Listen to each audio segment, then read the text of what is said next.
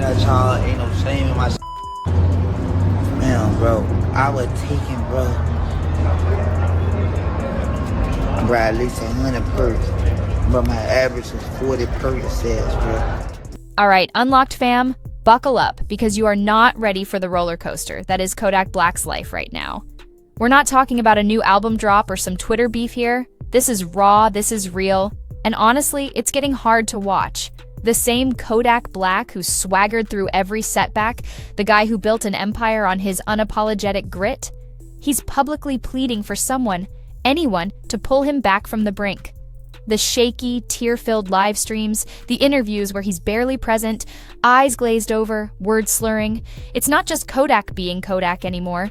This is a full-blown crisis unfolding in real time, and the whispers about addiction have exploded into a deafening roar.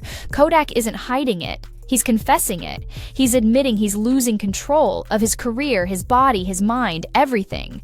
And we're all witnessing this slow-motion train wreck, unable to look away, wondering how much further this can spiral. Let's keep it 100.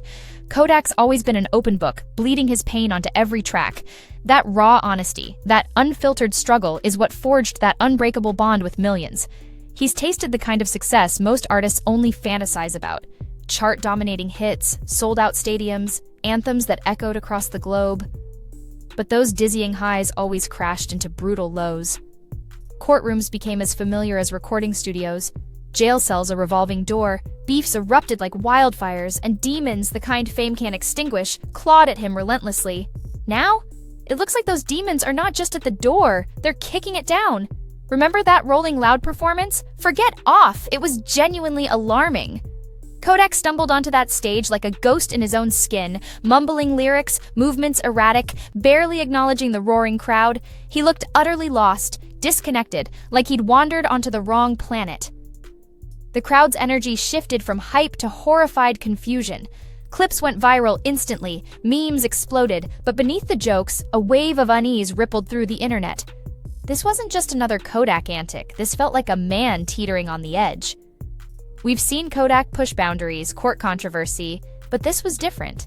This wasn't about shock value, this was about survival. And the gut-wrenching part, in those shaky videos, in those vacant stares, he looked profoundly alone.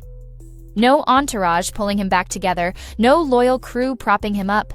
Just Kodak, visibly crumbling, right there in the spotlight, for the world to see. You said she want to suck for me? I said, no, I don't want it. I don't want sex. I don't want sex. You said she want to suck for me? I said, no, I don't want it. I'm just waiting for the bus. I didn't want sex. I don't want sex.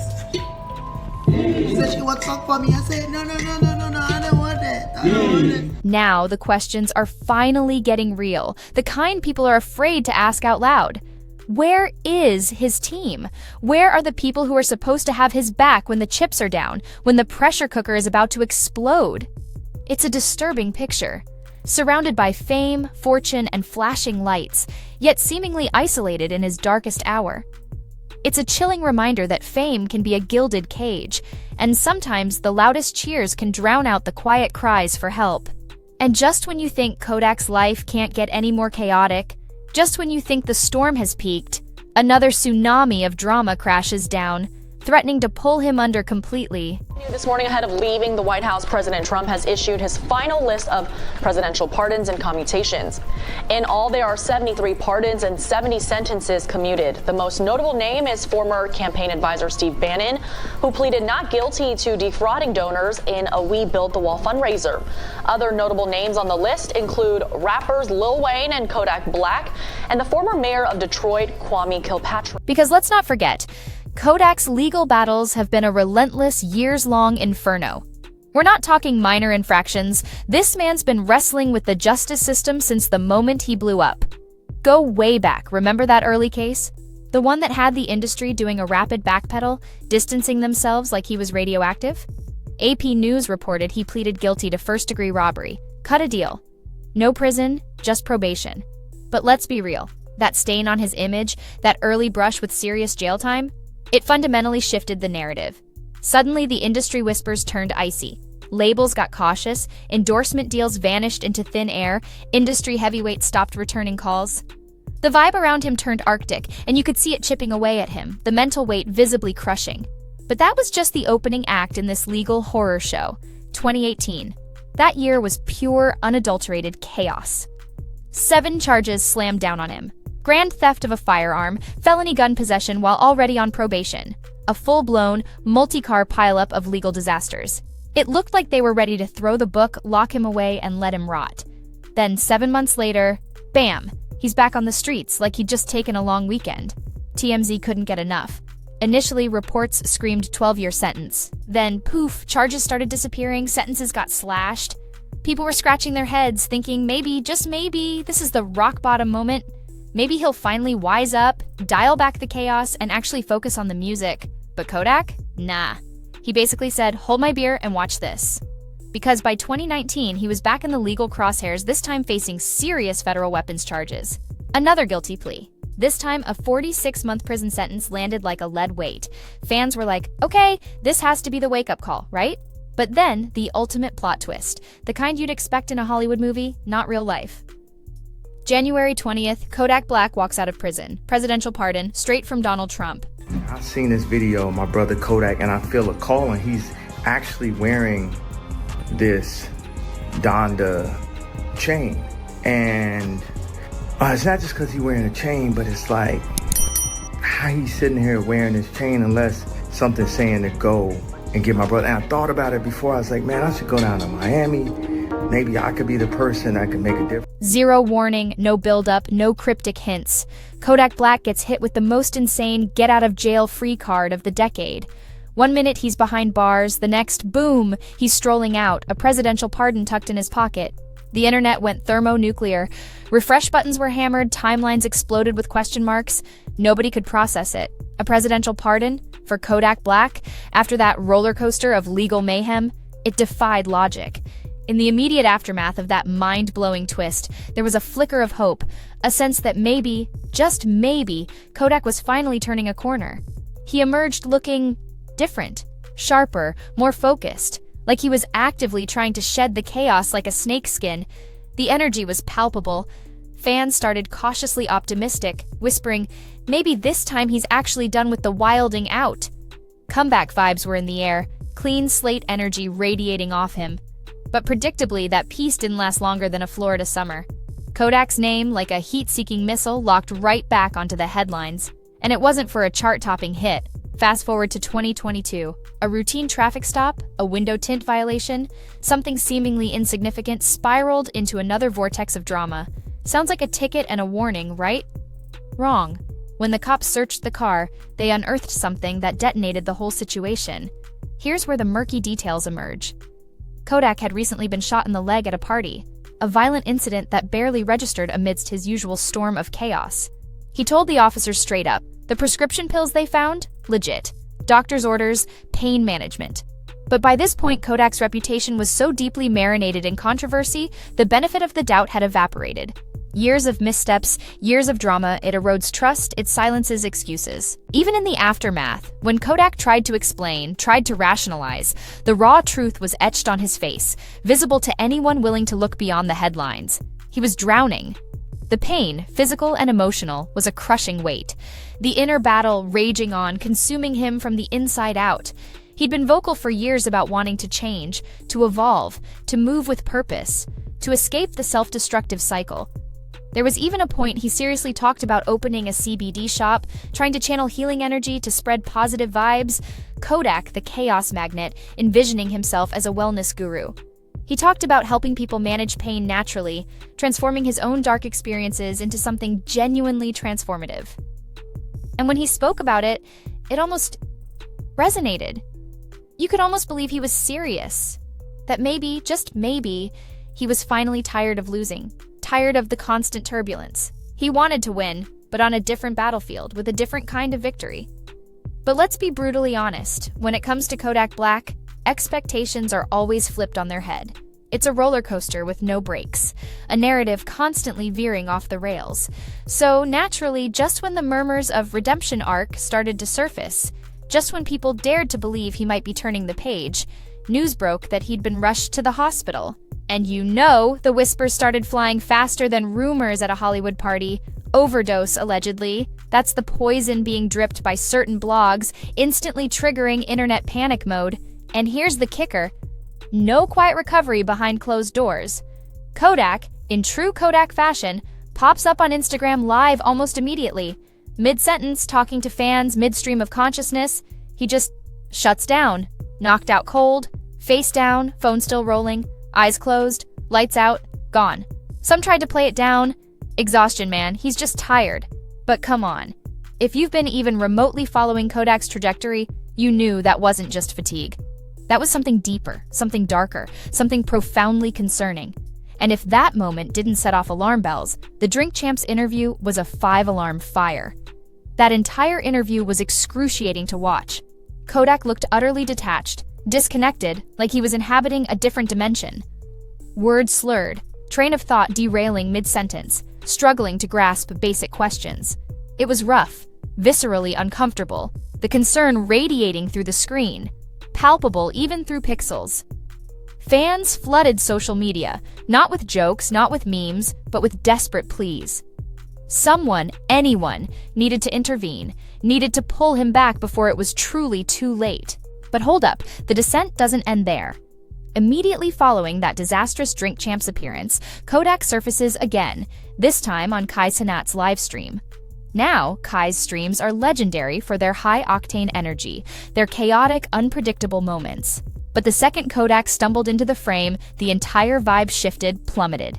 He moved in slow motion, eyes vacant, barely uttering a word, forgot Kai's name for crying out loud. He was simply absent. Then came the freestyle attempt, and that was painful. The bars were disjointed, the rhythm non-existent, Kodak visibly lost, wrestling with words that seemed to elude him. The chat exploded, not with laughter, not with the usual online mockery, but with genuine confusion, worry, fear. People weren't clowning, they were genuinely concerned. What in the world was happening? But here's the whiplash twist, the Kodak special.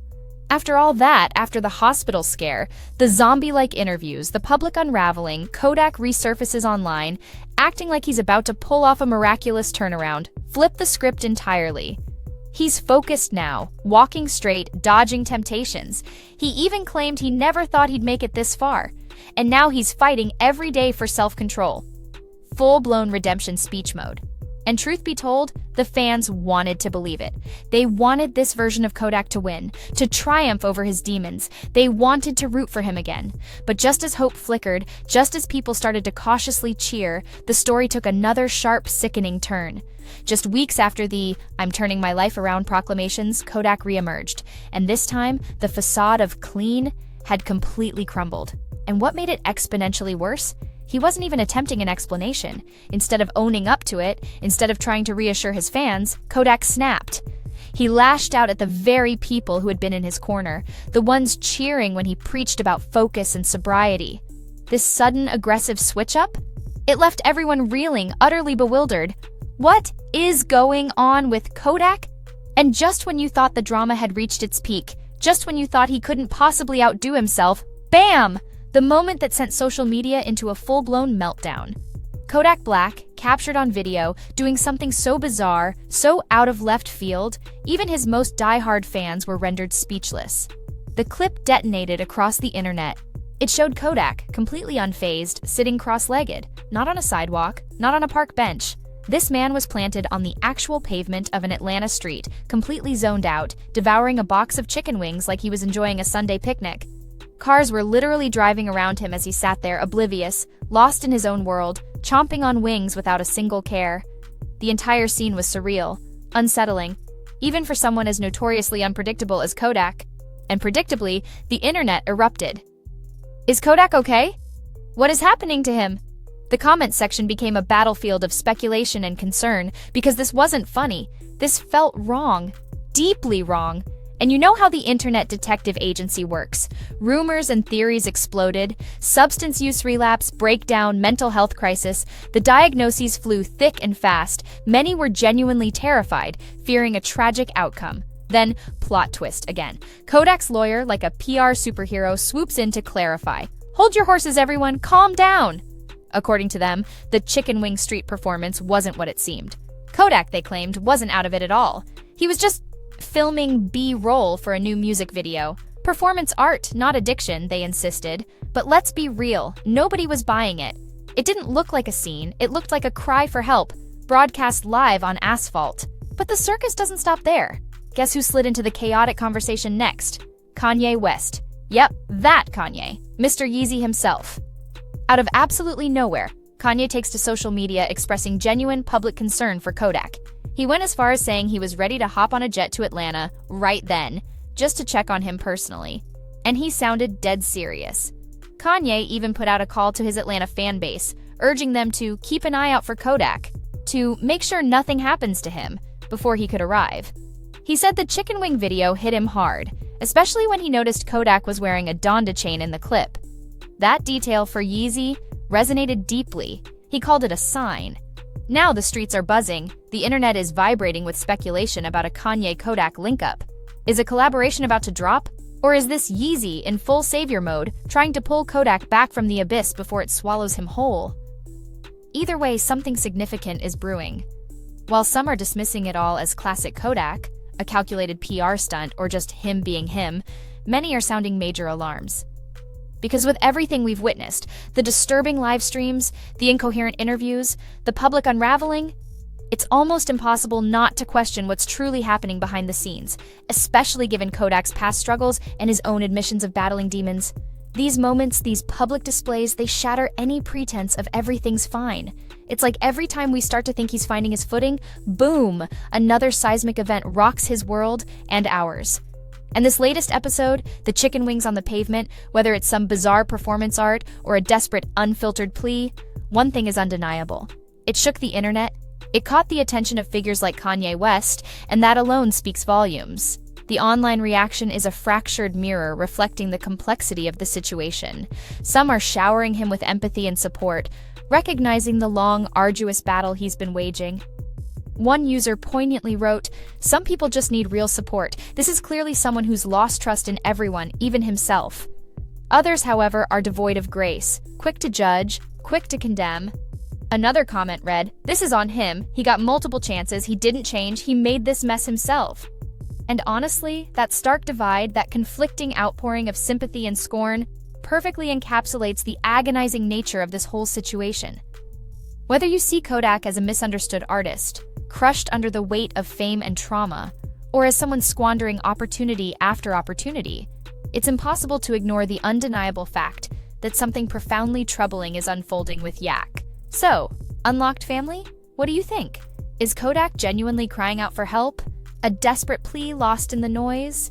Or is this simply another chapter in the chaotic, often misinterpreted saga of Kodak being Kodak? Drop your raw, unfiltered opinions in the comments below. Let's have a real conversation about this. And if you're locked in with the truth, hit that subscribe button and tap that notification bell so you never miss a drop of the realest stories on the internet. If this resonated with you, share it with someone who needs to hear it. This has been Unlocked, where we dig deep and bring you the stories nobody else dares to touch. Stay safe, stay real, and I'll catch you on the next one. Peace.